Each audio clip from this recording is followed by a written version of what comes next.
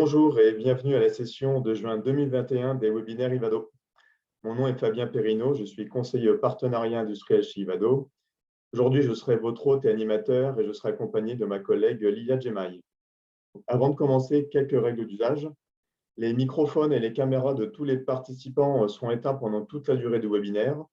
Si vous avez des questions à poser aux conférenciers, vous pouvez utiliser le bouton QR pour taper vos questions pour les personnes qui sont sur Zoom ou utiliser le chat pour ceux qui nous suivent sur YouTube. Les questions seront traitées lors de la session de questions-réponses qui aura lieu juste après la présentation. Et dernier point, donc ce webinaire sera enregistré et sera disponible par la suite sur la chaîne YouTube d'Ivado. Donc aujourd'hui, nous vous proposons une conférence sur le thème des assistants virtuels adaptés au secteur des assurances. Les applications de l'intelligence artificielle au traitement du langage naturel connaissent un intérêt croissant. Les récents avancements et raffinements des derniers modèles d'algorithmes, tels que les approches BERT, qui ne sont pas étrangers et permettent désormais d'atteindre de bonnes performances pour les tâches de questions-réponses, la base des chatbots ou agents conversationnels. Cependant, il reste encore des défis à relever lorsqu'il faut appliquer ces technologies à un domaine d'application spécifique. Nous allons voir aujourd'hui l'exemple du secteur des assurances. Quels sont ces défis et comment la recherche peut y apporter des réponses? Nous avons cet après-midi le plaisir d'accueillir deux conférenciers. Donc, Fabien Bastin est professeur titulaire au département d'informatique et de recherche opérationnelle de l'Université de Montréal. Il a obtenu son doctorat en mathématiques appliquées à l'Université de Namur en Belgique. Il est affilié au CIRELT, à Ivado et à Finemel. Ses intérêts de recherche couvrent l'optimisation non linéaire et stochastique, l'estimation statistique et la simulation. Notre deuxième conférencier pour aujourd'hui s'appelle Mohamed Anini, qui est fondateur, CEO et chef scientifique de Koios Intelligence. Koios Intelligence, fondée en 2017, est une compagnie basée à Montréal qui développe la prochaine génération de systèmes intelligents pour les courtiers et les compagnies d'assurance grâce à son outil Olivo. Mohamed est un expert en mathématiques et en recherche opérationnelle. Il a consacré plus de 13 ans en recherche et développement sur l'apprentissage statistique et la finance quantitative. C'est en faisant des liens efficaces entre ces différents champs d'intérêt de recherche qu'il a eu l'idée de créer Koios Intelligence et d'aider l'industrie financière.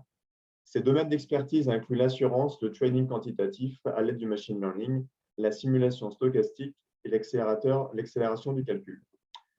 Donc, messieurs, bienvenue, puis je vous laisse la parole.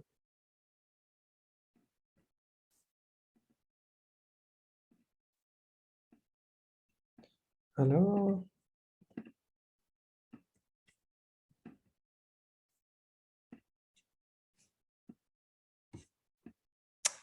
donc, bonjour tout le monde. J'essaie d'avoir, d'accord. Bonjour tout le monde, mon nom c'est Mohamed Anini. Merci Fabien pour l'introduction. Donc aujourd'hui, ouais, là j'ai le partage de vidéo. Donc aujourd'hui, je vais vous présenter d'abord Koios, donc notre compagnie, ce qu'on fait, puis ensuite on va aller, on va voir en fait de manière allégée comment comment on développe les systèmes de dialogue et surtout les différentes tâches de traitement de langage naturel. Donc, alors, Koios Intelligence, une start-up fondée à Montréal en 2017, qui a comme vision de automatiser les interactions entre les différents utilisateurs. On parle de consommateurs, comme donc des consommateurs, des compagnies d'assurance et des courtiers. Quand je dis des compagnies d'assurance, c'est plutôt les agents des assureurs. Je vais démarrer avec une présentation en traitement automatique de langage naturel. Donc, on va commencer par un warm-up, par une introduction des différentes applications en traitement de langage naturel et je vais présenter comment on conçoit un système de dialogue. Ensuite, je présenterai différentes méthodes statistiques pour le traitement automatique des langages naturels. Je présenterai les mécanismes d'attention qui ont été introduits par les transformers. Ensuite, je parlerai brièvement de BERT et on finira par montrer comment on peut, donc on peut entraîner une architecture pour la reconnaissance des entités nommées. Et on conclura avec une démo. Je laisserai bien sûr Fabien Bastin présenter son approche concernant la descente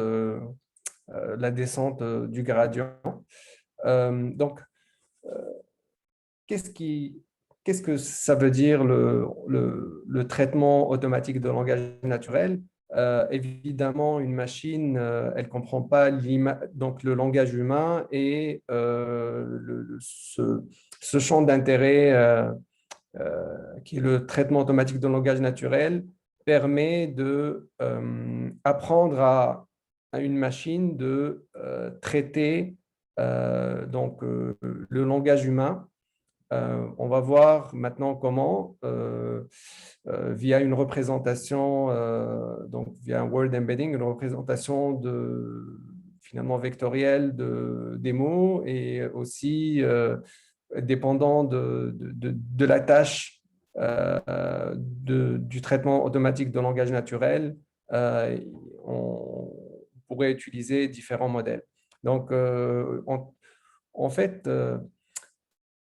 on utilise le traitement de langage naturel quotidiennement.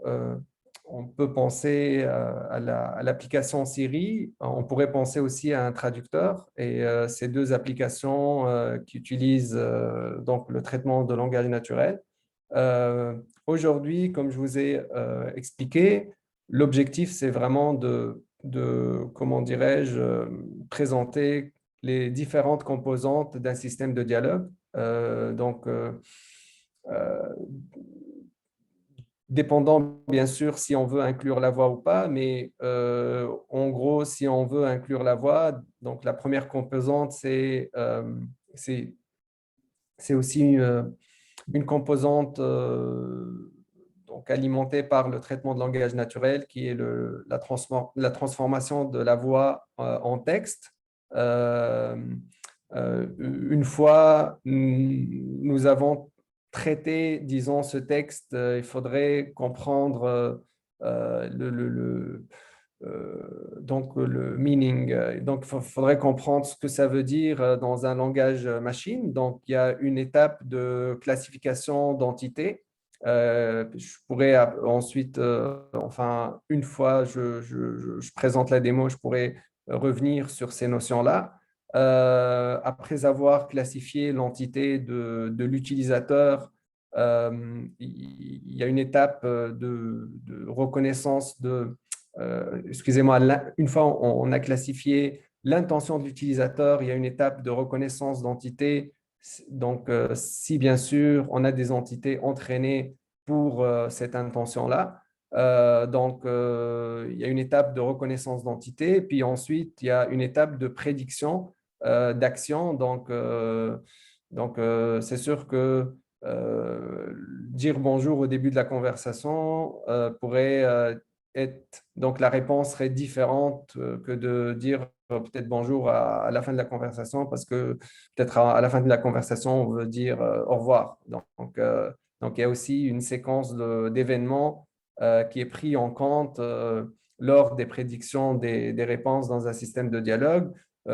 Ici, en fait, souvent, on va inclure aussi une génération donc, de générer de la voix, donc comment transformer le texte en voix humanisée, si on veut. Peut-être une petite intro pour revenir peut-être à la classe à l'étape de la représentation de mots. On voit ici, via, disons, là, une phrase, ben, on pourrait, donc, chaque mot a une représentation vectorielle. Donc, ici, à gauche, on voit le one hot vector qui est qui est une représentation utilisée. Il s'agit d'un vecteur donc, de grande taille qui pourrait être assez coûteux si, bien sûr, on l'implémente pas donc, de manière optimale. Puis on voit, disons, à ma droite, il y a les vecteurs, on voit des vecteurs denses, donc pour chaque mot, donc ayant des valeurs réelles. Puis aujourd'hui, on va beaucoup parler de la représentation de mots et comment on va déterminer ces valeurs-là. Donc, juste l'exemple, par exemple, que je donne, une phrase, c'est l'équivalent d'une matrice et chaque mot représente un vecteur de valeurs réelles, donc à droite, puis il y a de valeurs entières. Donc, si on considère l'exemple à ma gauche, donc comme tel que discuté, donc on va dire, si on peut segmenter les composants des systèmes de dialogue, donc il y a une étape il y a le Natural Language Understanding, donc, qui est une étape primordiale pour comprendre, on va dire, l'intention de l'utilisateur et la classifier. Donc, pour classifier cette intention, forcément, on a besoin d'identifier la représentation de chaque mot, vecteur ou token. Puis ensuite, une fois on a classifié l'intention, bah, on a besoin de savoir maintenant donc la réponse pour l'utilisateur. Donc, ici, je présente quelques modèles statistiques classiques, donc le Hidden Markov Model, comment dirais-je, c'est l'équivalent de chercher donc les paramètres maximisés, donc une densité jointe. On voit donc les features. Quand on parle de features, on parle souvent donc de ces, comment dirais-je, de ces vecteurs ou de ces représentations vectorielles de mots ou de tokens. Euh, Puis la normalisation se fait à chaque étape. Aussi, les annotations sont, on va prendre, donc si on a une séquence de mots, ben, on va annoter, donc on va commencer par la fin de la séquence et donc on va commencer par annoter la fin de la séquence. Versus pour le conditional random field. Donc, on va chercher, donc on maximise donc une fonction de coût, une densité, mais donc conditionnelle. Puis, donc ici, on voit que les features sont dépendants. Il y a une normalisation qui se fait au niveau de toute la séquence et les features sont annotées de manière on va dire, mutuellement. Euh, donc, en fait, je crois que ce qui est nouveau, donc c'est vraiment les mécanismes d'attention. Au fond, ce qu'on aimerait avoir, on aimerait avoir donc donc quand on a une phrase, on pourrait d'abord, il faudrait segmenter cette phrase-là en mots ou en tokens. Puis chaque token est un vecteur donc réel. Maintenant, comment donc l'attention vient pour justement trouver des corrélations entre ces tokens-là. puis les projeter. Ici, on voit il y a trois projections finalement. Donc, les projeter sur le réseau, sachant que c'est l'équivalent de… donc, finalement, c'est vraiment une projection vectorielle. Puis, on voit par exemple ici, euh, euh, donc, il y a une multiplication ou un produit. Donc on cherche à trouver un produit scalaire en multipliant donc le input embedding le input embedding qui est justement l'ensemble des vecteurs de chaque de la phrase en soi qui est multiplié par un vecteur de queries, puis un autre vecteur de keys et aussi un vecteur de values. Pour justement arriver à finalement à quantifier la corrélation entre ces différents entre ces différents tokens.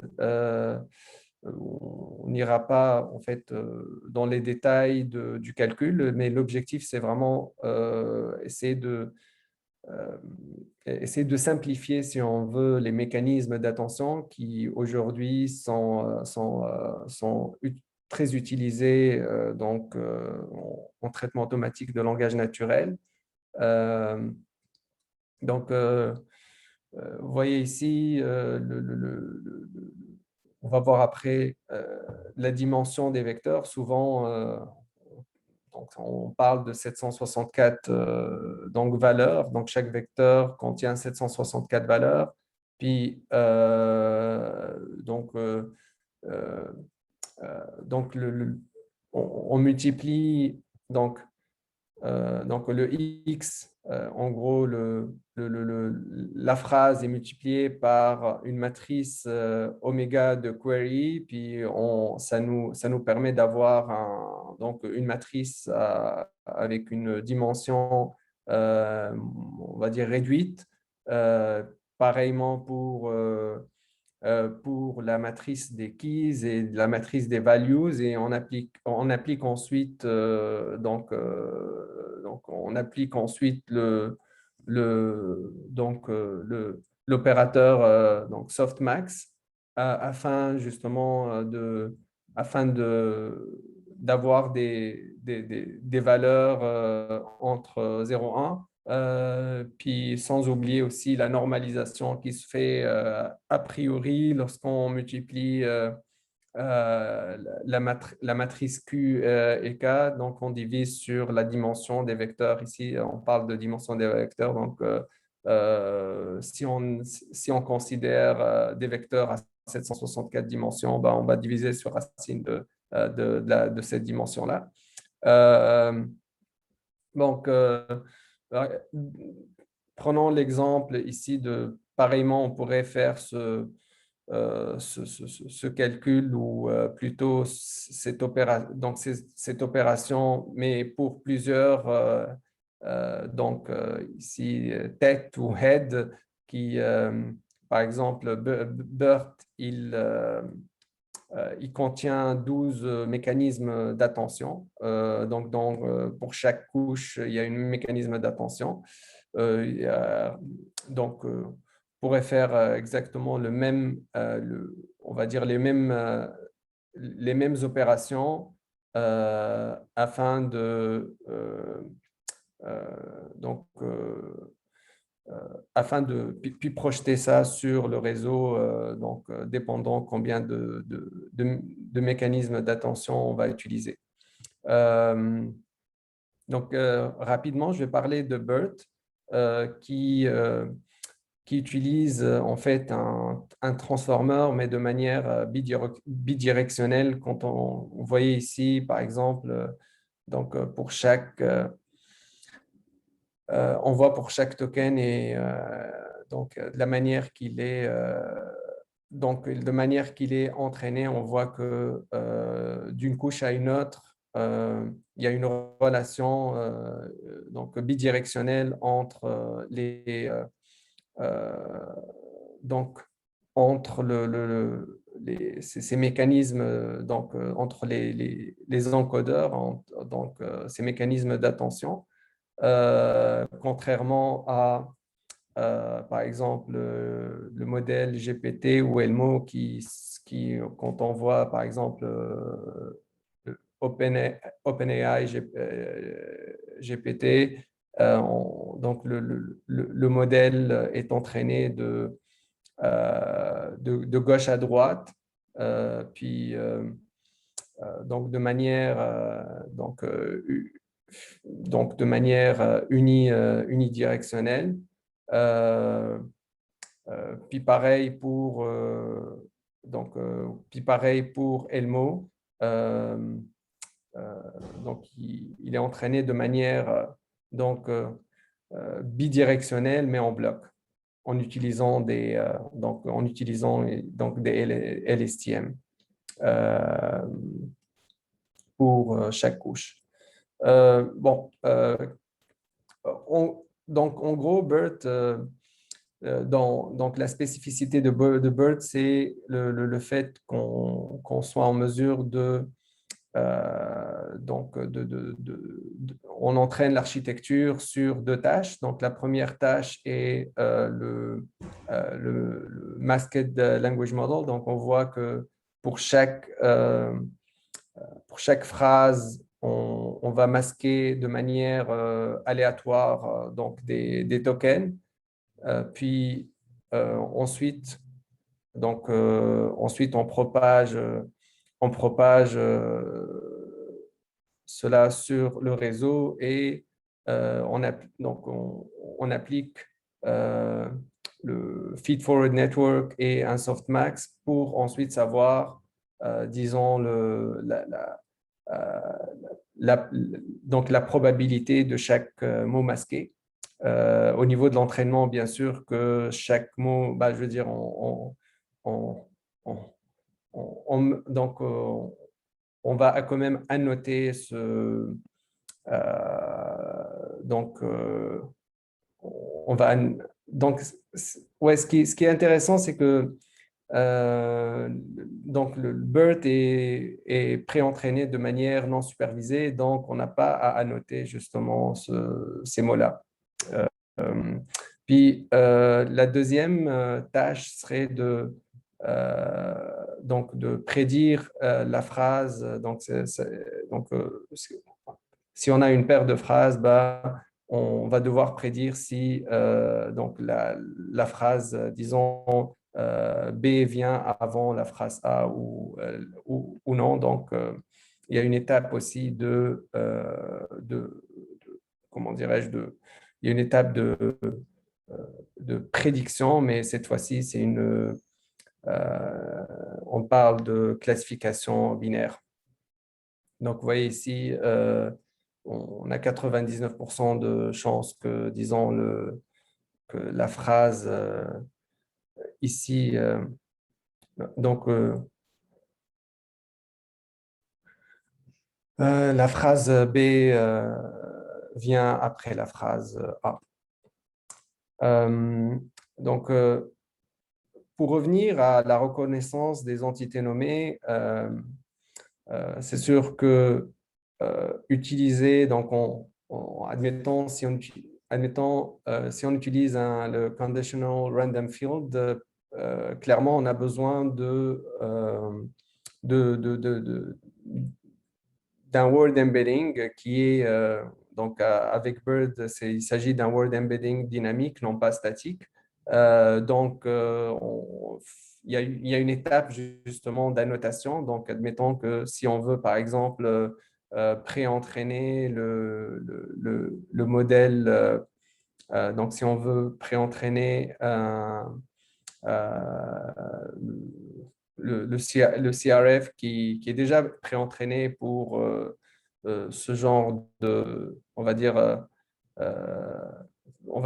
pour ces entités-là. parce qu'on a déjà des entités qui sont, si on veut par exemple prédire euh, si la phrase Alan Turing lived in England, si Turing est une personne ou autre entité qui existe dans qui existe dans le modèle Conditional Random Field, on pourrait justement excusez-moi, on pourrait utiliser un modèle déjà pré-entraîné de BERT. On pourrait utiliser des vecteurs ou des représentations vectorielles qui sont déjà pré-entraînées et ensuite puis ensuite on utilise le modèle, le CRF pour l'étape de classification, donc savoir si Turing est un nom propre ou pas. Donc, il y a une projection qui se fait.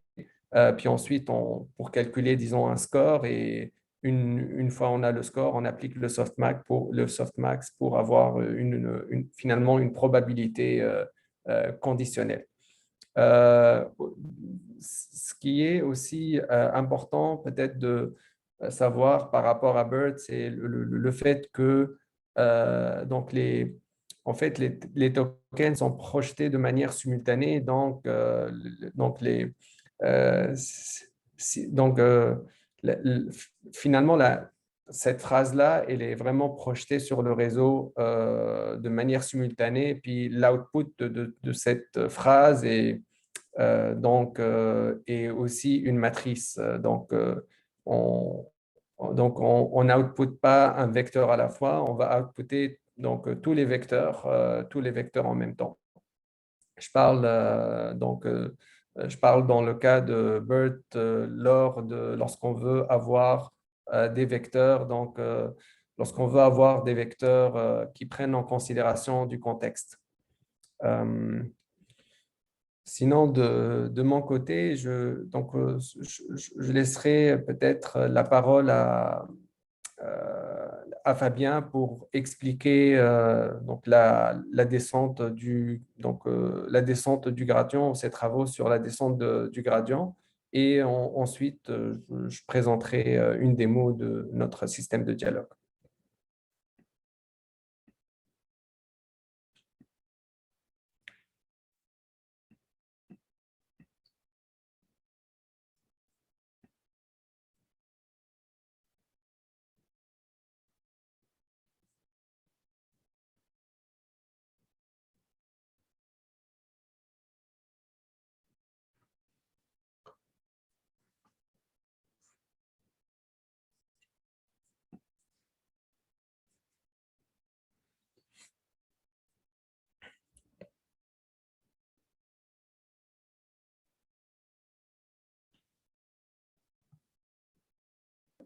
Fabien, je pense que tu es en sourdine.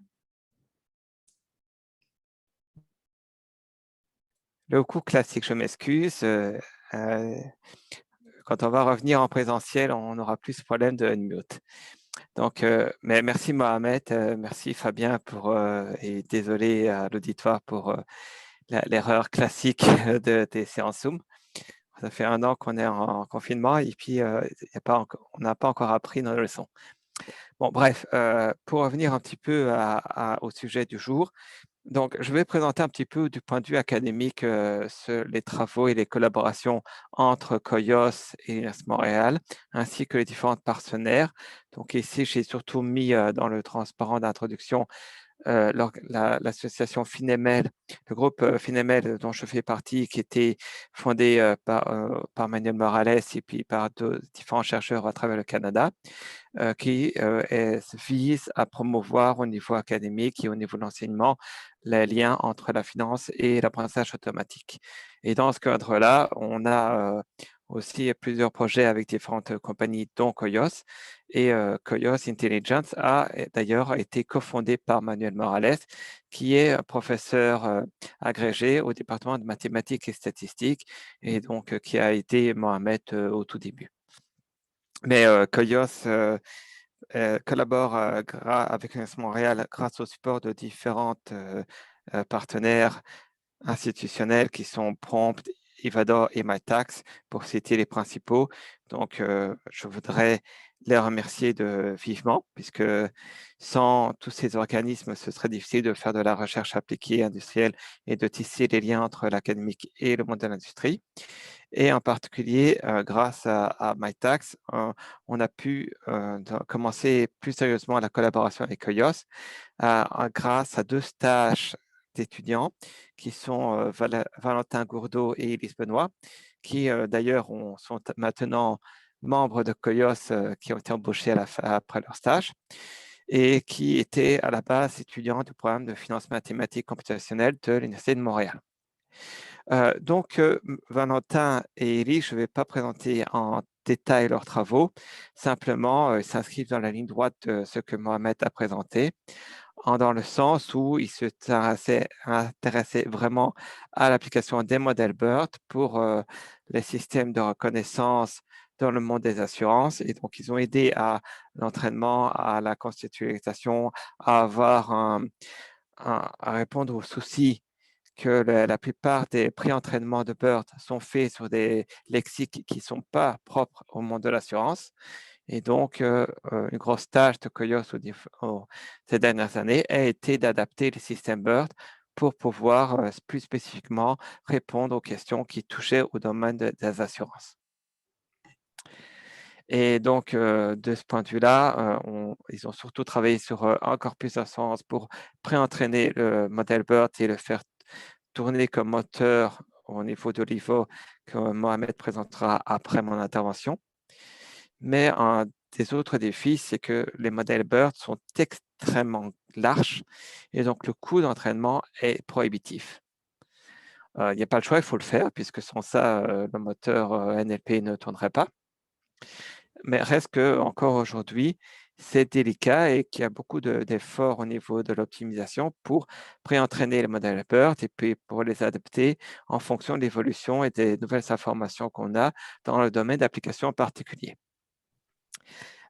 Donc, en particulier, si je parle un peu plus de la question d'entraînement, pour garder ça de manière assez générique, on essaie de minimiser une fonction f de x que j'ai créée comme une moyenne pondérée de fi de x, où les x sont les paramètres du modèle qu'on cherche à obtenir, qui peuvent être de différentes tailles, un petit vecteur, ou dans le cas d'un modèle BERT, contenir des millions de variables.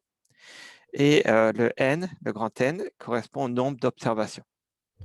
Et je l'ai écrit de manière relativement générique parce qu'on peut l'adapter avec les moindres carrés tout à fait classiques ou qui était très intéressant, notamment en apprentissage supervisé, puisque Y, ce serait la sortie observée et G serait une fonction qui me permet de transformer une entrée bêta I en fonction des variables X que je cherche à apprendre. Une autre possibilité, ce serait de travailler avec le maximum de vraisemblance. Comme j'ai pris un minimum, je prends simplement l'opposé du logarithme de la fonction g, qui représente soit une probabilité, soit une densité. Donc, le cadre général d'optimisation est assez large, mais le défi qui était présent, c'est que n est en général très grand. Idéalement, si je veux bien entraîner mon modèle, je voudrais avoir plusieurs millions, voire plusieurs milliards d'observations.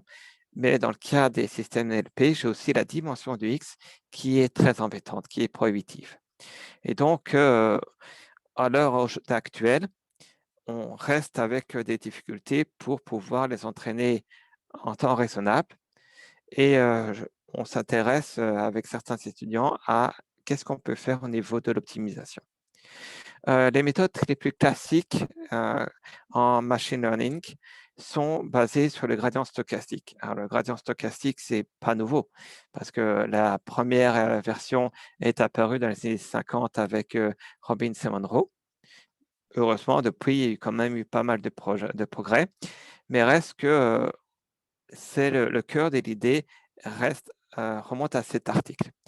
Et on peut le résumer en disant que le processus d'entraînement est un processus itératif. Je note l'indice d'itération par la lettre K et je vais progressivement améliorer les paramètres de mon modèle en prenant xk moins alpha k fois dk.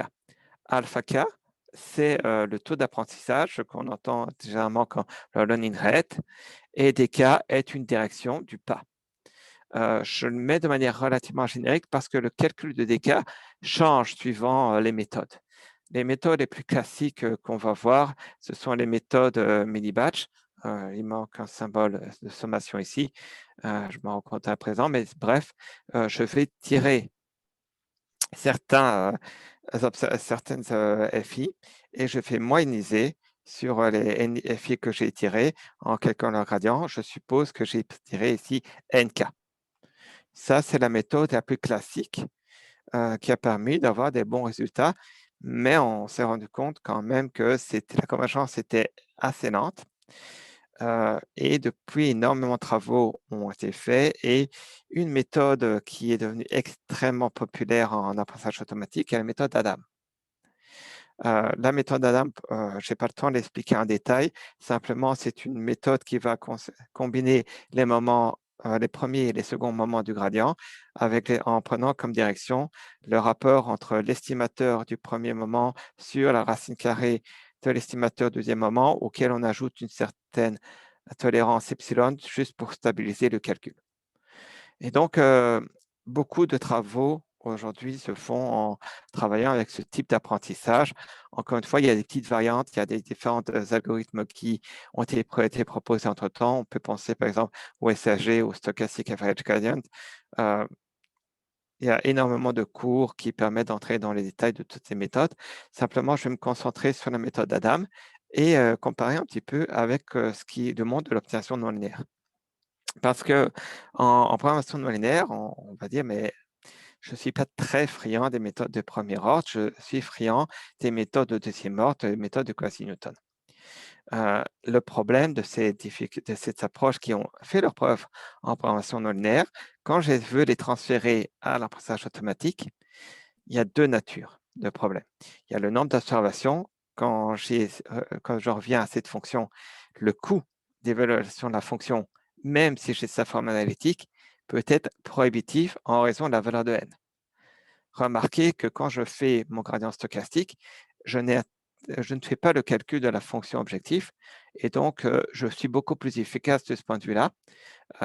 Une itération me coûte très peu alors que calculer la fonction objectif est très coûteux. C'est une des raisons qui a expliqué pourquoi ces méthodes sont devenues extrêmement populaires. L'autre problème, c'est le nombre de variables qui font que si je fais en particulier intervenir des méthodes qui demandent de stocker une matrice de dérivée seconde, donc la matrice hessienne, en général, ça ne tient juste pas en mémoire quand je travaille avec des modèles de type NLP. Et donc, comment est-ce que je fais pour essayer de retrouver les succès qui ont été observés en programmation non linéaire avec les difficultés qui sont propres à l'apprentissage automatique et en particulier dans le système NLP où la taille du problème, tant en termes de nombre d'observations que de nombre de variables, est un véritable défi. Alors, les idées sont en fait assez simples à conceptualiser. Le diable est souvent dans les détails puisque c'est la mise en pratique qui est plus embêtante. Mais l'idée principale qu'on va suivre ici, c'est de dire, quand je suis loin de la solution, je n'ai pas besoin d'un modèle extrêmement précis. Donc, en particulier, je n'ai pas besoin de beaucoup d'observations. Et d'autre part, au niveau des méthodes de TC-Mortre, je peux profiter de la structure du problème comme un moindre carré ou comme un maximum de résonance pour essayer de travailler avec des méthodes qui ne vont pas faire de stockage de matrices. Donc, quand même inclure de l'information sur la courbure de modèle, mais sans jamais devoir prendre l'espace mémoire qui serait nécessaire pour stocker toute la matrice de ces dérivées secondes. Le cas de travail qu'on va suivre ici, que je ne vais malheureusement pas avoir le temps d'expliquer, simplement pour référence, on travaille avec des régions de confiance et le gradient conjugué tronqué pour calculer le pas. j'insiste sur les gradients conjugués tronqués parce que c'est cette approche qui me permet de travailler avec des méthodes de deuxième ordre sans jamais devoir stocker la matrice. Alors que quand j'utilisais une approche plus de type recherche linéaire comme celle qui est dans le gradient stochastique classique, là, j'ai beaucoup plus de difficultés pour pouvoir appliquer du deuxième ordre sans stocker la matrice. Et on voit beaucoup d'approches qui essayent d'approximer l'inverse de la matrice hessienne avec plus ou moins de succès. Ce n'est pas toujours très concluant. Alors, dans le cadre du travail que je suis en train de proposer, deux étudiants en particulier sont en train de travailler dessus. Je vais mentionner Jérémy Rieussec, qui est un étudiant actuellement au doctorat, et Jean Lapré-Chartrand, qui est à la maîtrise, tous les deux étudiants au département d'informatique et de recherche opérationnelle de l'Université de Montréal. Alors, juste pour vous donner un bref aperçu de l'idée et pourquoi il y a un potentiel à travailler comme cela, je vais prendre un exemple assez simplifié. Alors, on n'est pas dans le même contexte dans le modèle BERT parce que je considère que 10 variables alors que le BERT va obtenir des millions de variables et je travaille avec 100 000 observations. L'intérêt de travailler avec ça, c'est simplement de pouvoir plus facilement comparer les méthodes et d'avoir des résultats en temps assez limité, mais on travaille à l'extension sur des modèles plus larges et en particulier des modèles qui sont rencontrés dans les problèmes d'apprentissage automatique, des problèmes de type NLP. Là, c'est simplement en modèle multivariate, donc une régression logistique tout à fait classique, donc convexe, et on travaille en plus avec des données synthétiques, donc on contrôle bien le modèle qu'on est en train de faire. Le premier transparent que je vais montrer par rapport à ça, c'est quand je parle de l'idée d'adapter l'état d'échantillonnage, on a différentes approches, mais on voit que la manière dont on va gérer l'augmentation de l'échantillonnage au fur et à mesure des itérations pour s'adapter aux propriétés du modèle, ça joue énormément. En orange, ici, on a une approche relativement naïve pour augmenter la taille d'échantillonnage. On voit que la taille d'échantillonnage augmente très rapidement pour arriver au centre d'observation et le modèle stagne. Ce qui fait que la convergence en termes de temps est lente. Mais si on commence à raffiner un petit peu plus la manière dont on gère l'échantillonnage variable en moyennisant la taille d'échantillonnage sur des itérations consécutives et en observant bien ce qui se passe entre un point et un autre, et l'idée majeure qui est derrière, c'est de se dire, est-ce que je peux détecter que la décroissance qui est prédite par mon modèle d'optimisation, malgré que j'ai très peu d'observations, est-ce qu'elle est statistiquement significative? Est-ce que j'améliore la solution? Et si c'est le cas, je vais ne pas avoir à augmenter la taille d'échantillonnage trop vite. Et dans ce cas-ci, on voit qu'en termes de temps de calcul, en diminuant le temps par plus que 5, un facteur 5, on est quand même très proche de la solution, donc il y a énormément d'améliorations. Bon, d'accord, mais on dit qu'en apprentissage automatique, c'est surtout des méthodes comme Adam qui sont populaires. Un des problèmes majeurs aussi qu'on rencontre avec les méthodes de type gradient stochastique, c'est qu'elles ont énormément d'hyperparamètres. Donc, ce sont grosso modo des valeurs qu'il faut sélectionner pour faire marcher l'algorithme plus ou moins bien. Et la grosse difficulté des hyperparamètres, c'est que c'est extrêmement difficile, a priori, de connaître les valeurs qui seraient significatives, qui seraient intéressantes pour le problème en application. Si on les a, parfait, la méthode peut marcher très, très bien. Mais si on ne les a pas, ça peut complètement déraper. Et c'est le cas un petit peu ici où j'ai deux versions de Adam, une avec un taux d'apprentissage de 0,01 et l'autre avec un taux d'apprentissage de 2,0. Alors évidemment, l'exemple est un peu caricatural, mais on voit que très rapidement, quand on regarde l'axe des Y, c'est la distance à la solution. On voit qu'avec un appât qui est large, on va très vite se rapprocher de la solution, puis on va passer à côté. On va simplement commencer à s'en éloigner et on n'est plus capable d'y revenir. Alors que si j'ai un pas relativement petit, là, je commence à pouvoir vraiment m'approcher de manière intéressante de la solution. Bon, pourquoi est-ce que c'est problématique ce point? C'est que souvent, on va devoir lancer plusieurs tests en parallèle avec différentes valeurs d'hyperparamètres. Il y en a d'autres pour Adam, on a gardé les valeurs par défaut. Et puis, on a toutes des méthodes de cross-validation qui existent qui permettent d'évaluer la fonction objective sur un sous-ensemble différent pour vérifier qu'on n'est pas en train de surapprendre. Ce qui fait qu'il y a énormément de tweaks à mettre en place pour éviter que la méthode dérape. Ce n'est pas très, très intéressant. Quand ça marche bien, mais est-ce qu'on va pouvoir bien le faire? Avec les méthodes qu'on propose au deuxième ordre, ce qui est intéressant, c'est qu'elles sont beaucoup plus robustes. On voit que même la méthode qui ne marchait pas vraiment, elle converge quand même vers la solution.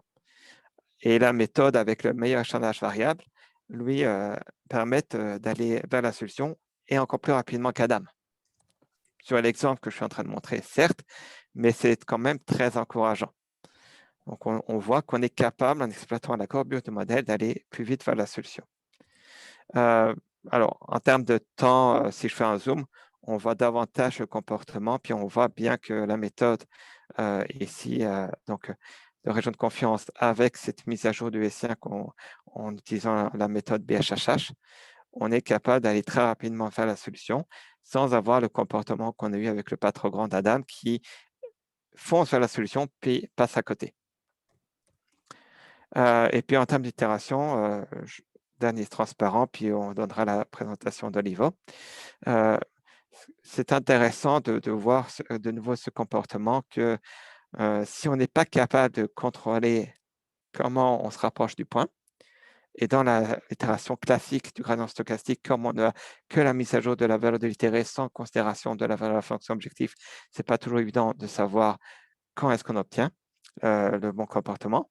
On voit que les premières itérations de Adam, qui sont pas chères, c'est le gros avantage, ça permet de se rapprocher énormément de la solution.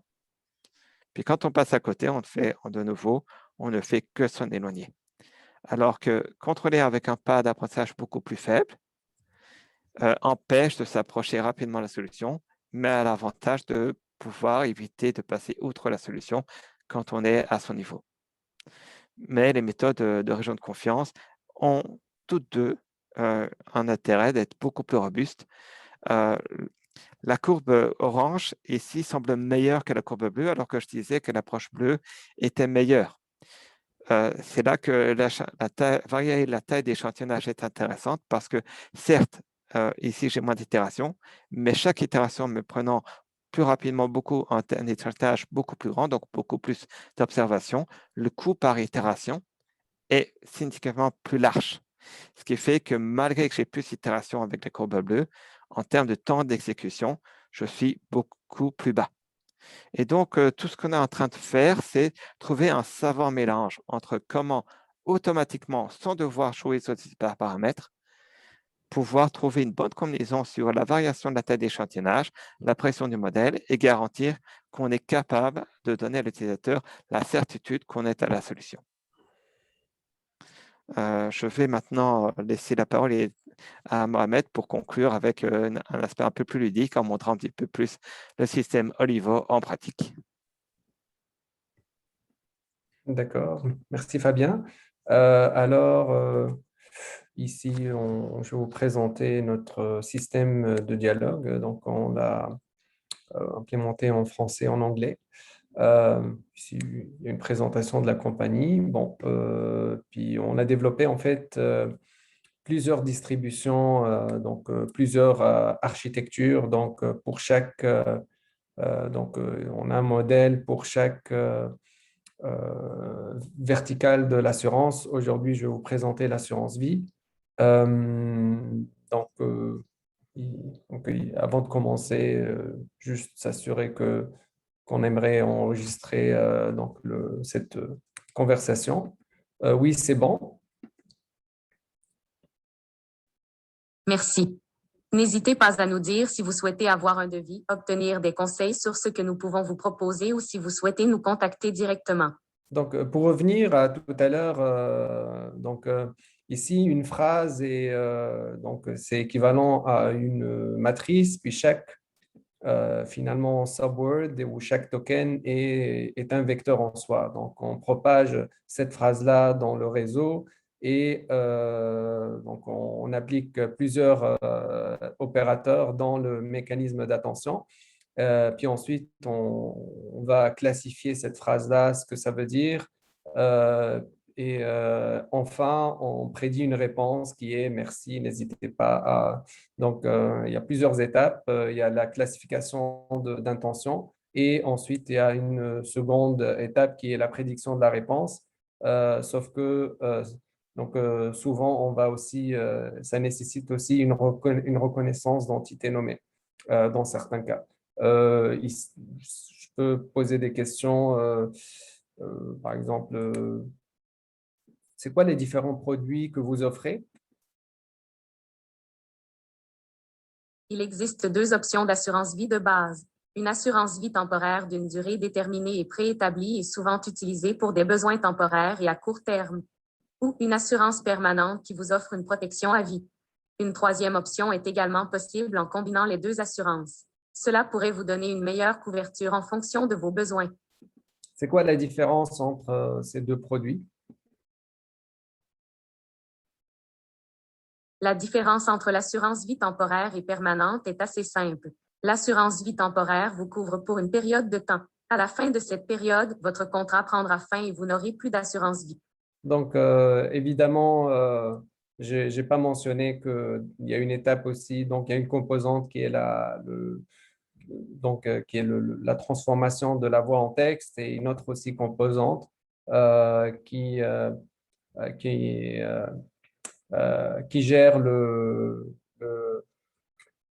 la génération finalement de texte. Donc, ça transforme le texte en voix, en fait, en voix qui, je ne vais pas dire humanisée, mais c'est la voix d'une robot, sauf que il y a aussi un entraînement en fait, qui pourrait se faire justement pour se rapprocher d'une voix humaine. Bon, ici, l'objectif, en fait, la plateforme qu'on a implémentée, elle a comme objectif d'éduquer le consommateur par rapport aux produits d'assurance de manière générale. Donc, on a implémenté un volet qu'on appelle informatif, si on veut. Donc, c'est l'équivalent de poser des questions en assurance de manière générale. Puis ensuite, lorsqu'on est assez, on va dire, éduqué, informé, on pourrait aller dans une seconde étape qui serait, par exemple, à savoir combien ça coûte tel produit ou il y a aussi une recommandation. Est-ce que, je veux dire, est-ce que j'ai besoin d'une assurance vie temporaire, permanente, ou la combinaison des deux? Ce n'est pas très clair pour moi en tant que consommateur. Ici, je pourrais, par exemple, vous poser d'autres questions. C'est quoi la différence entre une assurance permanente et une assurance universelle? En termes simples, la plus grande différence entre assurance vie permanente et universelle est que dans une police vie permanente, tout prime, valeur de rachat et capital d'essai est garanti et prédéterminé. Dans une police vie universelle, tout peut changer. N'hésitez pas à… Qu'est-ce qu'une valeur de rachat? Avec la plupart des types d'assurance permanente, il existe une composante d'épargne appelée valeur de rachat. Il s'agit du montant en espèces que la police a accumulé au fil du temps, que vous pouvez recevoir à tout moment si vous résiliez la police. Plus vous payez longtemps dans votre police, plus sa valeur de rachat augmente. J'aimerais avoir une soumission. Bien sûr. Connaissez-vous le type de produit d'assurance vie que vous recherchez? Non, pas du tout. D'accord. Afin de vous conseiller, je vais devoir vous poser quelques questions personnelles. Quelle est votre date de naissance? 4 janvier 1981. Avez-vous fumé ou consommé du tabac au cours des 12 derniers mois? Non, pas vraiment. Avez-vous une dette? Beaucoup, dans les 300 000 $. De combien de temps disposez-vous pour rembourser votre dette résiduelle la plus longue? J'ai hypothèque, prêt étudiant, etc. Vous voyez ici, en fait, on aurait pu dire aussi beaucoup et ensuite donner le montant. Donc, pouvez-vous revenir en arrière? Pas de souci, changez votre dernière réponse. Avez-vous une dette? Beaucoup. Au total, quel est le montant de vos... 350 000 $. De combien de temps disposez-vous pour rembourser votre dette résiduelle la plus longue? J'ai hypothèque. 22 ans. Avez-vous des enfants à charge de moins de 18 ans? Non, pas encore. Avez-vous l'intention d'avoir un enfant dans le... Peut-être dans 3 ans. Quel est votre revenu net annuel environ? 92 000 $. Au total, quel est le montant de vos liquidités, épargne, héritage, etc.? Juste pour Veuillez ne revenir, pas inclure le montant. juste pour revenir, donc, il ne s'agit pas nécessairement de vraies données. Donc, on est en train de, je suis en train de faire une démo, donc ce n'est pas nécessairement mes vraies données personnelles. Mais pour revenir donc à la démo, bon, ici, 100 000 $. Avez-vous déjà atteint le plafond du... Ouais. Ah. Ouais. Êtes-vous déjà couvert par un... Non, pas encore. Oui, ici, on est tout à fait capable de non seulement avoir de l'information donc, en temps réel, sans aucune intervention d'un courtier ou d'un agent d'assurance.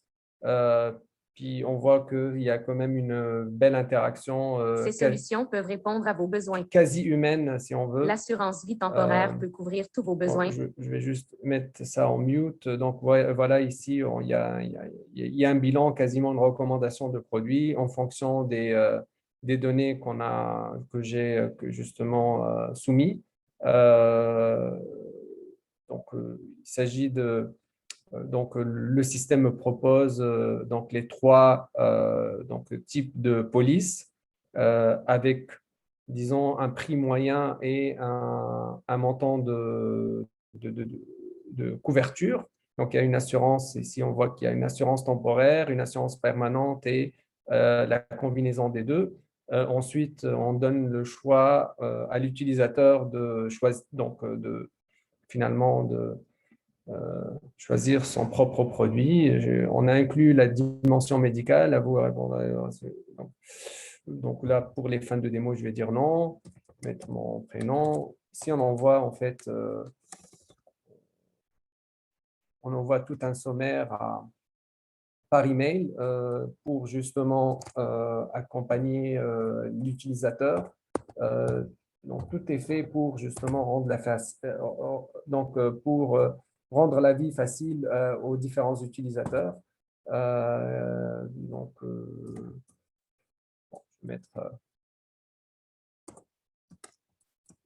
une adresse fictive, donc BEC annuellement, et on voit ici qu'il y a une sorte de sommaire, juste s'assurer que ce que l'utilisateur a soumis est tout à fait correct, parce qu'il y a quand même une limite au traitement de langage naturel. Puis, si tout est bon, on est capable d'avoir tous les prix d'assurance. Maintenant, ce qu'on a fait, on s'est dit, ça c'est bien, mais pas assez. Admettons que l'utilisateur aimerait parler avec un être humain, ben, on a implémenté une composante de chat qui permet aussi, donc on pourrait tout à fait parler avec un agent, chatter avec lui en vidéoconférence, si on demande à l'agent conversationnel qu'on aimerait, disons, parler avec avec un agent. On aimerait avoir l'aide d'un agent. J'imagine qu'on est… j'imagine qu'on a finalisé la…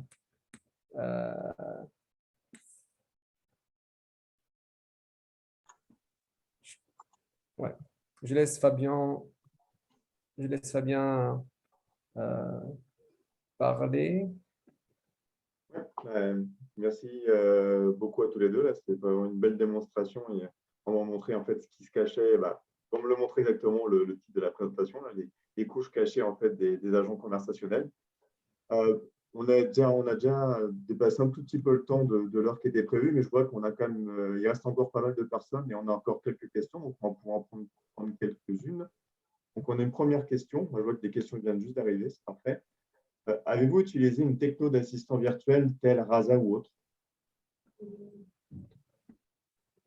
Clairement, clairement, on va toujours utiliser donc, on va toujours utiliser des technologies qui sont existantes, sauf que, par exemple, Rasa est un orchestrateur, donc tout simplement, on va dire, il va proposer différents modèles, mais on n'a pas nécessairement utilisé les modèles de Rasa, donc on a développé nos propres composantes en traitement de langage naturel. Pareil pareil aussi, par exemple pour Spacey. On pourrait utiliser en fait des composantes qui sont déjà implémentées à Spacey, mais est-ce qu'on va utiliser les modèles de Spacey? Pas nécessairement. Il y a quand même il y a quand même du travail au niveau d'abord au niveau de l'annotation des données. Il y a un gros travail qu'on mentionne peut-être pas, mais c'est extrêmement important parce que je crois la différence entre un système de dialogue qui répond mal et un système de dialogue qui répond très bien. Aujourd'hui, le dénominateur commun, c'est les avancées en traitement automatique de langage naturel, qui sont accessibles d'ailleurs à tout le monde. BERT, donc BERT et on va dire les transformers, tu as des tas de modèles qui sont existants. Maintenant, est-ce que toutes les compagnies ont les mêmes résultats? Pas nécessairement, parce qu'un logiciel, je veux dire, c'est l'équivalent à un tableau d'art. Et je veux dire, il y a beaucoup en fait, on prend des décisions tous les jours, on apporte des améliorations et clairement, l'output après 4 ans de développement serait différent d'une compagnie à une autre, même s'ils utilisent presque les mêmes technologies. Donc, c'est sûr que nous, on s'est concentré non pas sur le volet IT, on s'est vraiment concentré sur la modélisation, comment traiter les out of scope, donc les questions hors sujet. On a d'ailleurs travaillé l'été dernier sur ce volet-là qui est très, très important. Puis, bref, on a même, on va dire, battu des articles donc académiques au niveau des questions out of scope, des questions hors sujet, sachant qu'ils prennent en fait une seule classe et puis on a trouvé que juste une classe on va dire, mettre tous les hors-sujets dans une classe n'est pas nécessairement une bonne idée. Sinon, je ne sais pas, sinon, excuse-moi Fabien, je ne sais pas s'il y a d'autres questions. Oui, il y a d'autres. Merci, Mohamed. Il y a un participant qui vous remercie. Il vous demande comment vous avez calculé cette corrélation. Est-ce que c'est quelque chose qui a du lien avec les diagrammes, par exemple? Bigram, en fait, quand je dis corrélation, c'est plus pour simplifier. En fait, on a en fait normalement, c'est chaque vecteur qui représente un mot et en fait est multiplié. Il s'agit tout simplement d'un produit scalaire par le deuxième vecteur. Maintenant, on va dire pour avoir plusieurs projections, donc les transformers ont, comment dirais-je, présenté ou introduit les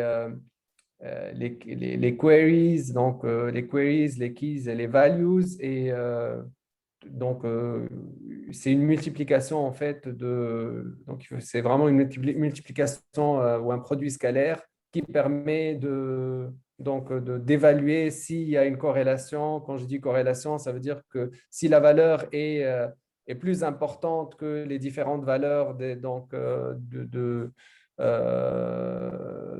la séquence, ben là, on pourrait par exemple on pourrait conclure que, disons, telle paire de tokens, je ne sais pas, donc par exemple, le premier mot et le troisième mot est, on va dire, plus corrélé que le premier et le quatrième. Donc, je ne sais pas si ça répond à ta question. Merci Mohamed. Là, on a, je pense, plus une question pour Fabien, quand il a présenté les résultats de ses travaux avec ses étudiants. Donc, une question sur Adam. Donc, un participant qui nous dit donc, que Adam semble être rapide en fait, pour réduire l'erreur sur à peu près les 50 premières itérations. Et est-ce que c'est toujours le cas après juste ce nombre d'itérations ou est-ce qu'en utilisant une autre méthode, on pourra avoir de meilleurs résultats? Alors, c'est une question qui est pertinente, qui n'est pas la plus facile à répondre. Il y a plusieurs points à considérer par rapport à ça. La première chose, c'est que c'est classique que les méthodes comme Adam et de manière générale le gradient stochastique permettent d'accélérer plus vite au début parce que le coût par itération est extrêmement faible par rapport aux méthodes qui exploitent davantage d'informations. Et donc, c'est assez classique d'observer une meilleure décroissance de la fonction initialement. Là où ça se complique, c'est que c'est extrêmement délicat de savoir quand on devrait faire le switch à une autre méthode. C'est effectivement quelque chose qui est tentant. Le problème, c'est que suivant le choix des hyperparamètres et de point de départ, même s'il y a des méthodes qui permettent d'aider à la sélection du point de départ, et parfois on a quand même un peu une idée d'une valeur intéressante pour le taux d'apprentissage, reste qu'en pratique, c'est assez difficile de savoir quand on est à proximité de la solution, quand on est au voisinage. C'est un défi majeur sur lequel plusieurs personnes se penchent. Quand est-ce que je suis à un endroit où les méthodes de gradient stochastique deviennent non compétitives parce qu'elles me permettent d'aller rapidement vers la solution, mais je ne sais pas quand je suis autour de la solution. Et la raison est simple, c'est que comme chez les méthodes de type gradient stochastique se contentent de faire une mise à jour désitérée et ne prennent pas du tout en compte la valeur de la fonction, je ne peux pas directement mesurer quand je décroît la fonction et quand je la fais croître, surtout la valeur de la fonction sur toutes les observations.